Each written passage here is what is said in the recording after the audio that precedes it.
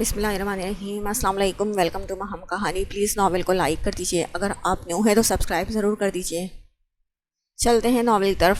Bandage باندھتے باندھتے سمین نے آنکھ اٹھا کر بنا پلکیں جھپکائے خود کو دیکھتے الیار کی طرف دیکھا۔ جو کچھ اس کی آنکھوں میں تھا کیا وہ جھوٹ تھا؟ وہ آنکھیں اس سے کبھی بھی جھوٹ نہیں بولیں، کبھی بھی نہیں۔ وہ آنکھیں ہمیشہ ہر دھوکے سے پاک تھی، تو کیا اب جھوٹ بول رہی ہے؟ نہیں، آنکھیں انسان کا عکس ہوتی ہیں۔ ان آنکھوں میں تو بس اس کے لیے محبت کا سمندر موجیں مار رہا تھا، مگر زبان کچھ اور کہہ چکی تھی۔ سمین دو ٹکڑے میں بٹنے لگی۔ مجھے معاف کر دو سمین، پلیز مجھے سمجھنے کی کوشش کرو۔ میں بس تم سے محبت کرتا ہوں، صرف تم سے۔ تم میرا عشق ہو۔ الیار نے ایک دم سے سر جھکا کر اس کے ہاتھوں کو تھام کر اس کی ہتھیلیوں پر اپنا چہرہ رکھ دیا۔ سمین بت بن گئی۔ وہ اس کے ہاتھوں کو بار بار چومتا اپنی محبت چھوڑ رہا تھا۔ وہ کیا سمجھے کیا کہے، زبان گنگ ہو گئی۔ یہ وہ انسان تھا جو اس کی روح تک کو چھو چکا تھا۔ وہ اس کے دل میں ہی نہیں، اس کی روح میں بسا ہوا تھا۔ دل ٹوٹا تھا، روح تو اب بھی اس سے جڑی ہوئی تھی۔ وہ دیوانہ وار اسے عشق کرتی تھی۔ الیار نے اپنا چہرہ اٹھایا۔ سمین کا پورا چہرہ آنسوؤں سے تر تھا، خود الیار کی آنکھوں میں آنسو بھرے تھے۔ میں صرف تمہارا ہوں سمین، صرف تمہارا۔ میں مر جاؤں گا سمین، تمہارے بنا مر جاؤں گا۔ اس کے چہرے کو اپنی ہتھیلی میں بھر کر اس کی پیشانی پر اپنی پیشانی رکھ کر کتنے ہی آنسو الیار کی آنکھوں سے نکلے تھے۔ سمین کی آنکھوں سے بھی دریا بہنے لگا۔ اس کے ہاتھوں پر اپنے ہاتھ رکھ کر اس کے ہونٹوں سے ہچکی نکلی تھی۔ مجھے معاف کر دو سمین، مجھے معاف کر دو، تمہاری نفرت مجھے مار دے گی، مجھ سے نفرت مت کرو سمین۔ الیار اس کے گالوں پر اپنا چہرہ رگڑتے ہوئے تڑپ رہا تھا، ہاتھوں میں اب بھی اس کا چہرہ تھاما ہوا تھا۔ سمین کے آنسو اب بھی روانی سے بہہ رہے تھے۔ کیوں کیا ایلی ایسے؟ میں مر جاؤں گی تمہارے بغیر، تمہاری محبت کے بنا۔ اس کے چہرے کو تھام کر وہ سرگوشی میں بولی تھی۔ دونوں کے آنسو ایک دوسرے سے مل رہے تھے۔ اب کچھ بھی مت کہو، میں سب کہہ دینا چاہتا ہوں ان ہونٹوں سے۔ الیار نے اس کے ہونٹوں پر اپنے ہونٹ رکھ کر اسے خاموش کر دیا۔ سمین کچھ نہیں بولی تھی، وہ اپنے لبوں سے سب بیان کرنے لگا تھا۔ وہ بس سب محسوس کر رہی تھی۔ الیار دیوانہ بنا اس کے ہونٹوں سے اپنے جذبات بیان کر رہا تھا۔ نہ جانے کتنے لمحے گزرتے چلے گئے تھے۔ الیار نے آہستہ سے اس کے چہرے سے اپنا چہرہ اٹھایا تھا۔ اس کی آنکھیں بند تھیں اور جیسے وہ نیم غنودگی میں چلی گئی تھی۔ وہ تھک گئی تھی بہت زیادہ۔ 4 راتوں سے وہ سوئی نہیں تھی۔ اب کچھ اس کی محبت کچھ زخموں میں ملا آرام اس کی آنکھیں بند ہوئی جا رہی تھیں۔ سمین کی گردن ڈھلک کر اس کے شانے پر ٹک گئی۔ الیار نے اس کی پیشانی پر اپنے لب رکھ دیے، پھر اسے سمیٹ کر اپنے سینے سے لگا لیا۔ کتنا سکون تھا اس کے بازوؤں میں۔ سمین نے نیم غنودگی میں ہی بند آنکھوں سمیت اس کے گلے میں اپنے بازو ڈال دیے۔ الیار اسے سنبھال کر کرسی پیچھے کھسکا کر اور اسے پھولوں کی طرح بازوؤں میں اٹھا چکا تھا۔ سمین نے اپنی باہیں اس کے گلے میں اور کس لیں، چہرہ اس کے کھلے سینے میں چھپا لیا۔ الیار ایسے مطمئن ہو گیا جیسے دل پر چھائے سارے زخموں پر کسی نے مرہم رکھ دیا ہو۔ اسے اچھے سے بازوؤں میں سمیٹ کر جھک کر اس کے بالوں میں بوسہ دیا۔ پھر یوں ہی اس نے کچن سے قدم باہر نکالا تھا۔ کوئی اسے دیکھ لے گا یا کیا سوچے گا، اسے اب کوئی پرواہ نہیں تھی۔ ابھی اس کے لیے اس وقت بس سمین اہم تھی اور کچھ نہیں۔ سارا گھر ویسے ہی سویا ہوا تھا جیسا کچھ گھنٹے پہلے تھا۔ وہ اسے لیے سیڑھیوں کو طے کرنے لگا۔ کوریڈور سے لے کر سمین کے کمرے تک کا سفر اس نے سمین کا چہرہ دیکھتے ہوئے کیا تھا، جس کی آنکھیں بند تھیں مگر ہاتھ کبھی اس کی گردن تو کبھی چہرے پر حرکت کر رہے تھے۔ شاید وہ یقین اور بے یقین کی کیفیت میں تھی کہ الیار اس کے پاس ہے۔ اس کے کمرے میں آ کر ٹھوکر سے دروازہ بند کیا تھا، پھر بیڈ تک آ کر بہت احتیاط سے جھک کر اسے بیڈ پر بستر پر لٹا دیا تھا۔ سمین کی باہیں اب بھی اس کے گلے میں پڑی ہوئی تھی اور ایسے لپٹی تھی جیسے کبھی جدا نہیں ہوگی، اور یہاں جدا ہونا بھی کون چاہتا تھا۔ سمین اب اس سے اور لپٹ گئی اور ہاتھ کمر میں باندھ لیے اس کے سینے پر اس کے چہرے کا لمس اسے شاید بخار بھی تھا۔ الیار نے اسے خود میں پوری طرح سے جکڑ لیا۔ ایلی، اس کا احساس پا کر سمین کے ہونٹوں سے اس کا نام نکلا تھا۔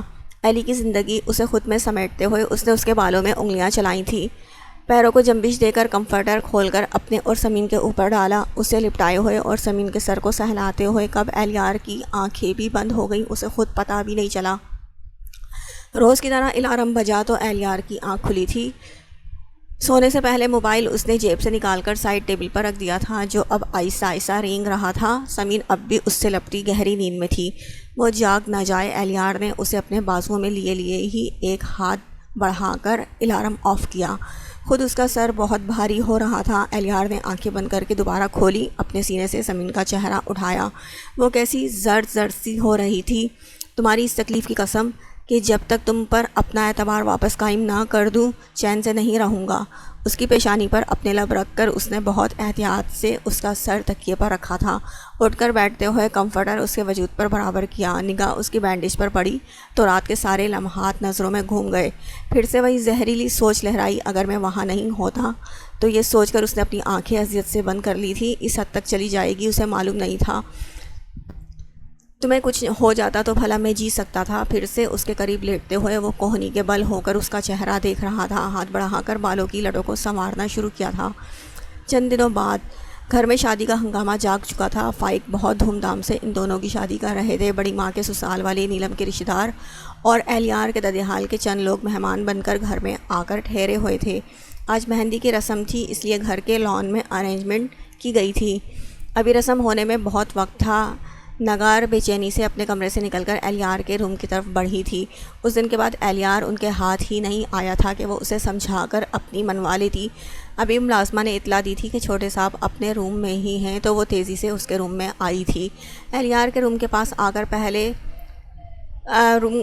ڈور کو ناک کیا۔ آ جائیں۔ اندر سے اس کی بھاری آواز آئی تو وہ دروازہ کھول کر اندر داخل ہوئی۔ اہلیار نے فوراً منہ میں دبی سگریٹ جوتے تلے مسل دی۔ وہ تو نیلم کو سمجھا تھا، اب ممی اور ان کے آنے کا مطلب سمجھ کر اپنی پیشانی ملی۔ وہ آ کر اس کے سامنے والے سنگل صوفے پر بیٹھ گئیں۔ عادت کے مطابق پیر پر پیر رکھ کر ہمیشہ کی طرح گردن اکڑا کر بیٹھیں۔ کہاں تھے اتنے دن سے؟ وہ اب پوچھ تاچ شروع کر چکی تھی۔ اہلیار نے صوفے کی پشت سے ٹیک لگا لی۔ البتہ منہ سے ابھی ایک لفظ بھی نہیں نکالا تھا۔ کچھ پوچھ رہی ہوں تم سے ایلی؟ اس بار انہوں نے ذرا سختی سے پوچھا۔ بس یوں ہی کام تھا مجھے۔ اہلیار اب ان کی طرف دیکھنے سے پرہیز کر رہا تھا۔ گھر سے فرار کس بات کا ہے؟ یا مجھ سے بھاگ رہے ہو کہ کہیں میں یہ نہ پوچھ لوں کہ تم نے فائق کی بات کیوں مانی؟ وہ اب اس کے چہرے کے بہت غور سے جانچ رہی تھی کہ وہاں کیا احساسات ابھرتے ہیں۔ میں کہیں بھاگ نہیں رہا، مجھے سچ میں کام تھا۔ اس کے چہرے پر انہیں ایسا کوئی احساس نہیں ملا جس سے انہیں کچھ پتہ چلتا، اور فائق کی بات ماننے کی وجہ، میں ان کی بات نہ بھی مانتا تب بھی وہ میری بیوی ہی رہتی۔ ڈیڈ کی وصیت کے مطابق میرے پاس ایسا کوئی حق نہیں تھا کہ میں اسے چھوڑ سکتا ہوں۔ اس بار اہلیار نے ان کی آنکھوں میں دیکھتے ہوئے بتایا۔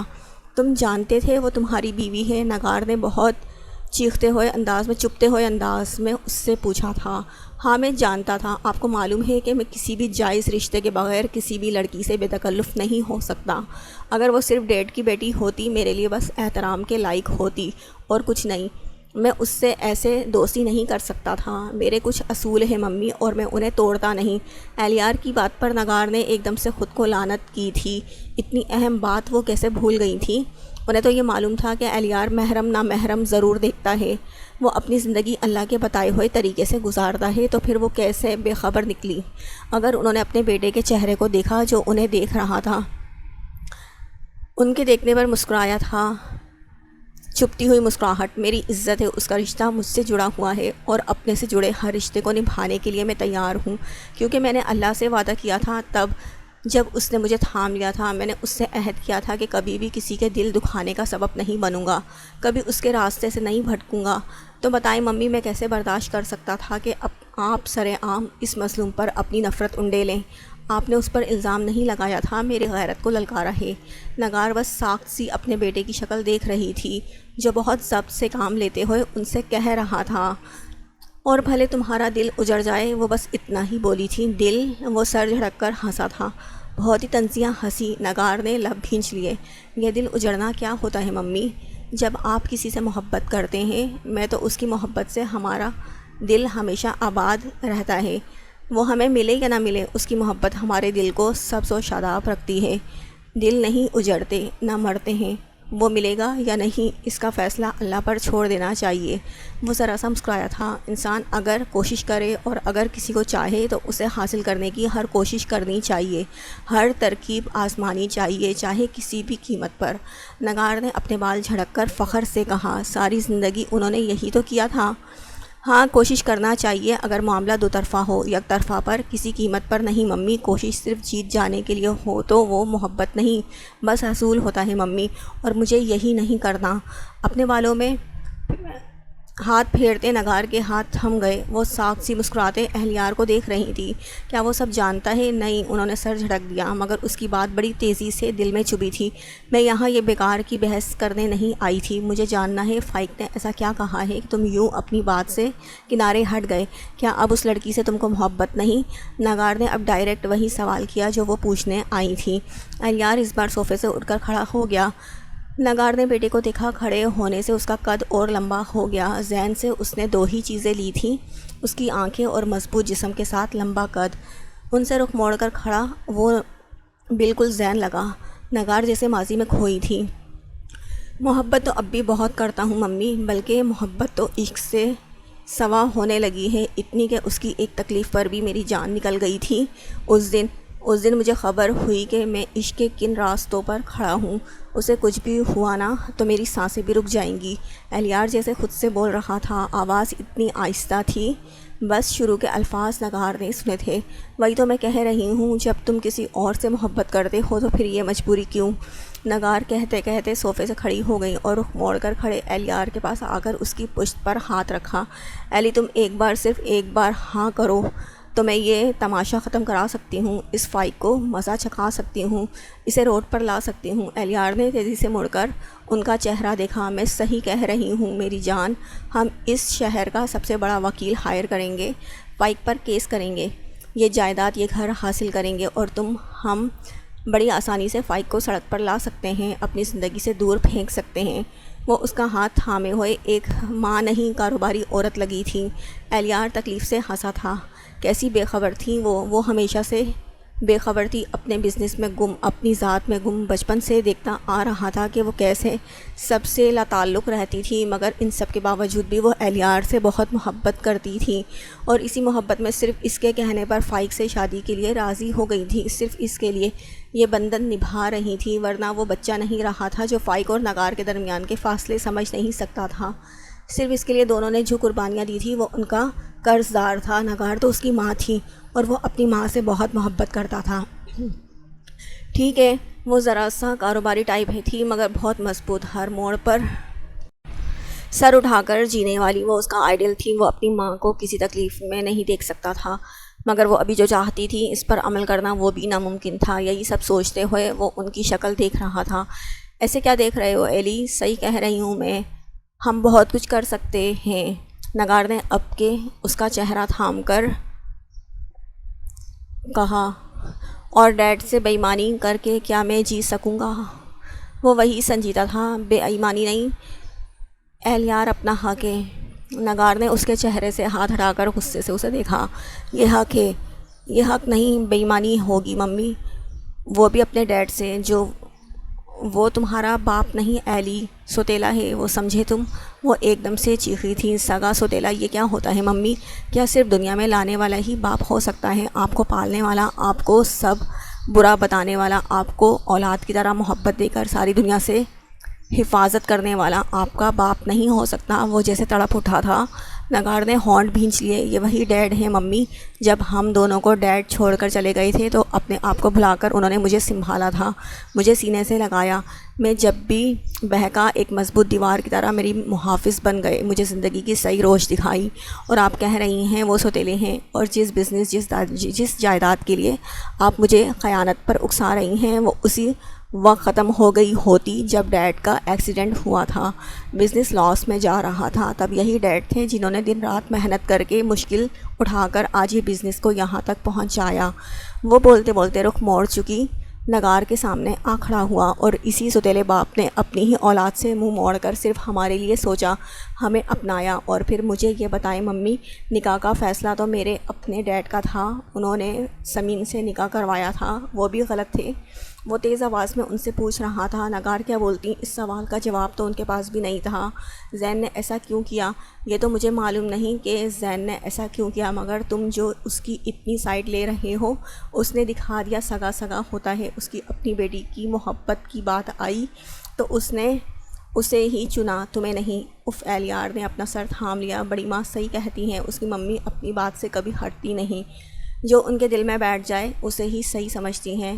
ایسے میں کچھ بتا کر اپنا سر ہی پھوڑنا ہے۔ ممی مجھے اس بات پر کبھی بحث نہیں کرنی، آپ کی تسلی کے لیے بس اتنا بتا دوں، جس لڑکی سے میں محبت کرتا ہوں اس کی شادی ہو رہی ہے، اوکے؟ آپ اسے بھول جائیں۔ اہلیار نے کہہ کر رخ ہی موڑ لیا۔ میں تو بھول جاؤں گی، کیا تم بھول جاؤ گے؟ نگار نے اس بار گہری سانس لے کر اس کی پشت کو دیکھا۔ محبت بھلا دی جائے تو وہ محبت نہیں ممی، ان سے رخ پھیرے ہی۔ اس بار وہ مسکرایا تھا۔ نگار سامنے ہوتی تو دیکھ لیتی کہ اس کی آنکھوں میں کیسی چمک ابھری تھی۔ یہی تو سمجھانا چاہ رہی ہوں تمہیں ایلی، مت کرو ایسا، میں صرف تمہاری خوشی چاہتی ہوں، اپنی محبت کو حاصل کرنے کی کوشش تو کرو، میں تمہارا ساتھ دوں گی۔ اس بار نگار نے صرف ماں بن کر اس کی پشت پر ہاتھ پھیرا تھا۔ نہیں، اپنے بیٹے کی خوشیاں انہیں بہت عزیز تھیں۔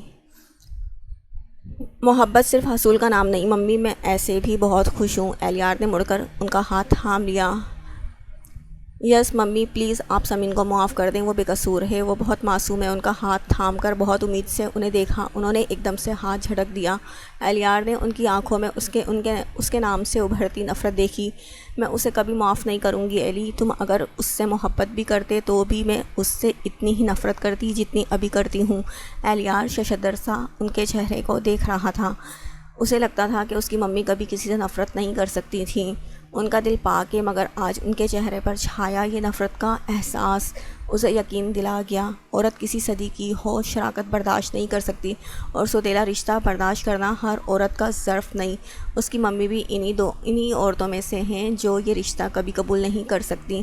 اہلیار، تم چاہتے ہو نا میں خاموشی سے سارے تماشے دیکھوں تو پھر ٹھیک ہے، میں سارے تماشے دیکھوں گی، وہ بھی بہت شوق سے۔ نگار اس بار پراسرار طریقے سے مسکرائی۔ وہ اپنے بالوں میں ہاتھ پھیر کر رہ گیا۔ اس بار تماشا وہ نہیں، اس کی بیٹی بنے گی، اور اس بار کا تماشا اور بھی مجھے سکون دے گا۔ وہ بول کر کمرے سے نکل گئی۔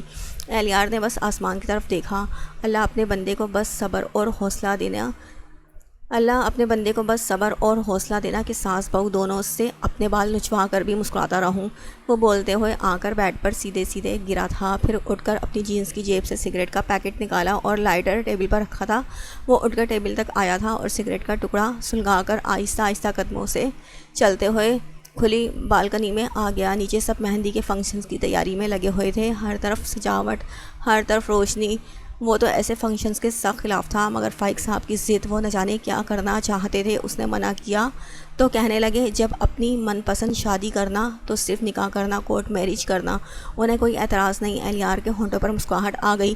کچھ سوچ کر اس نے سگریٹ کا کش ان کے لبوں کے جام پینے کے بعد تو بے مزہ ہو گئی میرے یار، اس نے ہاتھوں میں دبی سگریٹ سے کہہ کر منہ بنایا تھا، پھر سگریٹ جوتوں تلے مسل دی۔ اس کے خیالوں کی رو زمین کے ارد گرد بھٹکنے لگی تھی۔ بڑی ماں، میں اہلیار کے روم میں جا رہی ہوں، ثاقب اس کے لیے یہ کرتا لے کر آئے ہیں، اسے دے کر آؤں۔ نیلم ایک ہاتھ سے اپنی ساڑی سنبھالتی دوسرے ہاتھ سے شاپر لے کر اس روم میں چلی آئی جہاں آج کل سمین ٹھہری ہوئی تھی۔ بڑی ماں کی خواہش تھی کہ سمین کی رخصتی ان کے پورشن سے ہو۔ اہلیار نے لڑکیوں کے جھنڈ میں بیٹھی ہوئی سمین نے سر جھکا لیا۔ دل میں ایک بار ٹھیس سی اٹھی تھی، اب اہلیار کا ذکر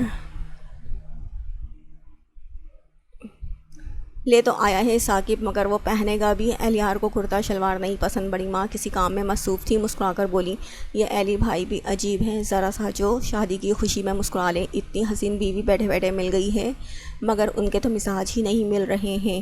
یہ اہلیار کی ددحال کی طرف کی کزن محترمہ تھی، جنہوں نے آتے ہی اہلیار سے کچھ ہنسی مذاق کرنا چاہا تھا، مگر وہ اپنی نیچر کے مطابق سب سے دامن چھڑا کر اپنے روم میں بند ہو چکا تھا۔ سمین کا سر اور جھک گیا اور دانت پر دانت جما کر اپنے اعصاب پر کنٹرول کرنے لگی۔ بیٹا، ایلی کی تو نیچر ہی ایسی ہے، وہ کہاں ہنسی مذاق کرتا ہے۔ بڑی ماں نے سمین کے چہرے پر چھائی اداسی دیکھ کر اس کی دفاع کی تھی۔ بڑی ماں، اب ایسا بھی کیا بندہ اپنی شادی کی خوشی میں ذرا سا مسکرا بھی دیتا ہے؟ مائیوں والے روز تو انہوں نے حد ہی کر دی، ایک بھی رسم نہیں کرنے دی۔ ساری لڑکیاں ایک آواز میں بولی تھیں۔ نیلم اور بڑی ماں نے گھبرا کر ایک دوسرے کو دیکھا تھا۔ ایلی کو رسمیں وغیرہ نہیں پسند، نہ آج دیکھنا اسے گھسیٹ کر لاؤں گی، بس تم لوگ ویٹ کرو۔ نیلم شوخی سے کہہ کر بات سنبھال کر جلدی سے روم سے باہر نکل آئی۔ اب ان کا رخ اہلیار کے روم کی طرف تھا۔ دل ہی دل میں انہوں نے سوچ لیا تھا کہ اس کی اچھے سے کلاس لیں گی۔ اب جب شادی کر رہا ہے تو کیا ضرورت ہے اتنا سڑا سا منہ بنانے کا؟ بیچاری سمین اور بھی چپ ہوئی جا رہی تھی۔ سب کے سامنے بیٹھی زبردستی مسکرا تو دیتی ہے، مگر وہ اہلیار کا بچہ وہ دل ہی دل میں سوچتی اہلیار کے روم تک آ گئی تھی۔ دروازے پر ایک زوردار دستک دے کر وہ روم میں داخل ہو گئی۔ اہلیار نے مڑ کر دروازے کی طرف دیکھا جہاں نیلم بھابھی پوری دلہن سی بنی سجی سنوری اندر آئی تھیں۔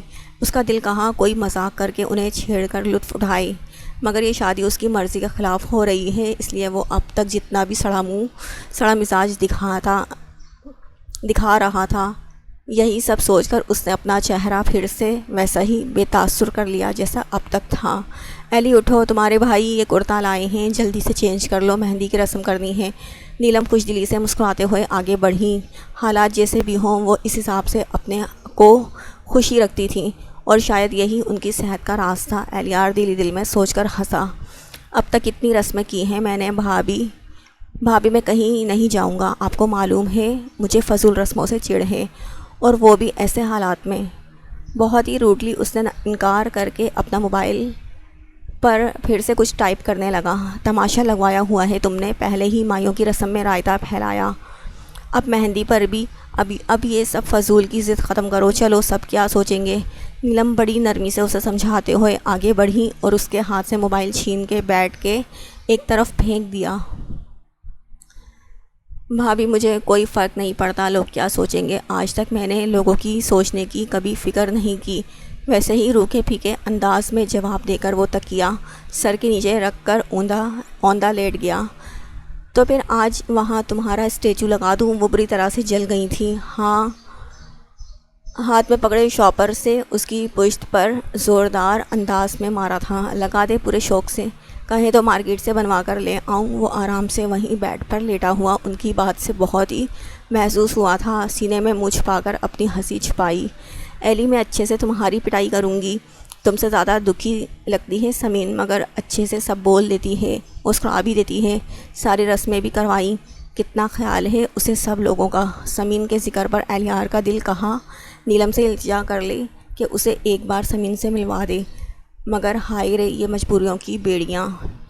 تم چلو نیلم، میں اسے لے کر آتا ہوں، آج یہ آئے گا بھی اور کرتا بھی پہنے گا اور ساری رسمیں بھی نبھائے گا۔ نہ جانے کب وہاں ثاقب آ چکے تھے اور ان دونوں کی بحث سن رہے تھے۔ ثاقب کی آواز پر نیلم نے مڑ کر دروازے کی طرف دیکھا اور اہلیار اٹھ کر بیٹھ گیا۔ یہ جانے والا نہیں لگ رہا اور آپ کرتے اور رسمیں کی بات کر رہے ہیں۔ ان دونوں کی شکل باری باری دیکھ کر نیلم چڑی تھی۔ کوئی میرے ساتھ زبردستی نہیں کر سکتا اور کرتا شلوار تو ہرگز نہیں پہنوں گا، ابھی اٹھا کر اسے پھاڑ کر پھینک دوں گا۔ اہلیار اس بار سچ مچ جل گیا۔ ثاقب مسکراتے ہوئے نیلم کے پاس آئے اور ان کے ہاتھ سے شاپر لے کر ان کے لیے لایا ہوا ڈیزائنر کرتا شلوار شاپر سے بیڈ پر انڈیلا۔ تم یہ پہنو گے بھی اور میرے ساتھ نیچے بھی جاؤ گے مسٹر اہلیار زین علی، ثاقب کہتے ہوئے اس کے مقابلے میں بیٹھ گئے۔ اہلیار نے آنکھیں سکیڑ کر ان کا دعویٰ جانچا تھا۔ میں نہ جاؤں گا نہ پہنوں گا، آپ سب پلیز میرا پیچھا چھوڑ دیں، کچھ میری مرضی کے مطابق بھی تو رہنے دیں، سب کی اپنی ہی مرضی ہے، میں سب کی مرضی پہ ہی چلوں۔ بیڈ پر رکھے کپڑوں کو نیچے پھینک کر وہ پھر سے بیڈ پر اوندا لیٹ گیا۔ ثاقب نے اس کے عاقب اور عادل کی طرح ناراض ہو کر کہنے پر اپنی مسکراہٹ دبائی۔ وہیں نیلم کو افسوس ہوا، بیچارہ اہلیار کیسے سب برداشت کرے۔ نیلم تم جاؤ، مجھے اہلیار کو سمجھانا ہے کہ جب زبردستی انکل کا کہنا مان ہی لیا ہے تو رات کے وقت کچن میں کھلے عام بیٹھ کر مرہم پٹی نہیں کرتے۔ اور ساتھ ہی اہلیار ایک جھٹکے سے اٹھ کر بیٹھ گیا۔ پاس بیٹھے ثاقب نے بھویں اچکا کر جیسے داد مانگی، کہو اب کیا کہتے ہو؟ اہلیار نے دانت پیس کر اپنے بڑے بھائی کو دیکھا تھا۔ بچپن سے آپ کی عادت ہے میرا کوئی سیکرٹ چھپا نہیں رہنے دیتے، آپ کو ہمیشہ میرے بارے میں کھوج لگی رہتی ہے۔ وہ بہت ہی تپ کر منہ پھلا کر بولا تو ثاقب نے زوردار کہا لگایا تھا۔ نیلم کچھ بھی سمجھے بغیر بس ان دونوں کو دیکھ رہی تھی۔ کیا کروں، اپنا بھائی جان سے زیادہ عزیز جو ہے، کھوج لگانی پڑتی ہے۔ ناراض سے اہلیار کو کھینچ کھانچ کر زبردستی اپنے ساتھ لگاتے ہوئے وہ ہنس رہے تھے۔ نیلم الجھن سے انہیں دیکھ رہی تھی، یہ کس خوشی میں دانت پھاڑ رہے ہیں۔ بھائی پلیز اپنی بیوی کے سامنے دانت نکالنا بند کر دیں، انہیں کچھ پتہ چلا تو نیوز اینکر بن جائیں گی۔ نیلم کو دیکھتے ہوئے اہلیار نے ثاقب کے کان میں سرگوشی کی۔ ثاقب نے فوراً کمر پر ہاتھ رکھ کر کھڑی نیلم سے کہا کھڑی کیوں ہو، جاؤ اب آخری بار اپنے کلیجے کے ٹکڑے کو تسلی دے دوں، اس کی محبوبہ کے نہ ملنے کا غم بانٹ دوں۔ انہوں نے اس بار سنجیدگی سے اہلیار کو اپنے شانے سے لگاتے ہوئے اس کی پشت پر تھپکی دی۔ ثاقب ایک دم سے غمگین نظر آنے لگے تھے اور اہلیار نے ان کے کاندھے میں منہ چھپا کر کمال کی ایکٹنگ کرتے ہوئے سسکی نکالی۔ نیلم جیسی سادہ لو طبیعت کی ایسی مکاریاں کہاں سمجھ سکتی تھی۔ وہ چپ چاپ افسوس سے اہلیار کو دیکھتی دروازہ بند کر کے باہر نکل گئی۔ شرم نہیں آتی، اتنا بڑا ڈرامہ کھیلتے ہوئے ان کے جاتے ہی انہوں نے اہلیار کے پیٹ پر پنچ مارا تھا۔ وہ پیٹ پکڑ کر انہیں گھورنے لگا۔ شرم نہیں آتی، میاں بیوی کی پرائیویسی میں جھانکتے ہوئے اپنا پیٹ سہلاتے ہوئے وہ انہیں منہ بنا کر گھور رہا تھا۔ میں تو اسٹڈی روم میں کام سے گیا تھا، جب تمہیں گھر میں داخل ہو کر کچن کی طرف جاتے دیکھا تھا۔ مجھے تم سے ساری باتیں کلیئر کرنی تھی، اس لیے فائل رکھ کر تم سے بات کرنے کی نیت سے کچن کی طرف گیا اور تمہیں اور سمین کو وہاں دیکھا۔ سمین ایسا قدم اٹھا لے گی اس کی امید نہیں تھی۔ وہ ساری باتیں بتاتے ہوئے اب سنجیدہ تھے۔ اہلیار بھی سنجیدہ ہو گیا تھا۔ امید تو مجھے بھی نہیں تھی بھائی کہ وہ ایسا شدید رد عمل دکھائے گی۔ اگر میں وہاں نہیں ہوتا تو یہ سوچ سوچ کر اب بھی میری جان نکل جاتی ہے بھائی۔ اہلیار کہتے کہتے سر جھکا کر اپنے پیروں کی طرف دیکھنے لگا۔ ثاقب اس کے قریب بیٹھ گئے، ہاتھ اس کے شانے پر رکھے تھے۔ جو تم دونوں کو ملا چکا ہے نا، وہ تمہاری محبت کی بھی حفاظت کر لے گا، بس اس کا خیال رکھنا۔ بہت شدت پسند ہے سمین۔ اہلیار نے گردن موڑ کر اپنے بھائی کا محبت بھرا مہربان چہرہ دیکھا۔ میں بہت خوش ہوں کہ میرے بھائی کو اس کی محبت مل گئی، انشاءاللہ ساری مشکلیں بھی حل ہو جائیں گی۔ نرمی سے اس کا گال تھپک کر وہ بولے تو اہلیار بس مسکرا دیا۔ آپ سمجھ گئے، مگر وہ نہیں سمجھتی، اس کی ناراضگی کا وہی حال ہے۔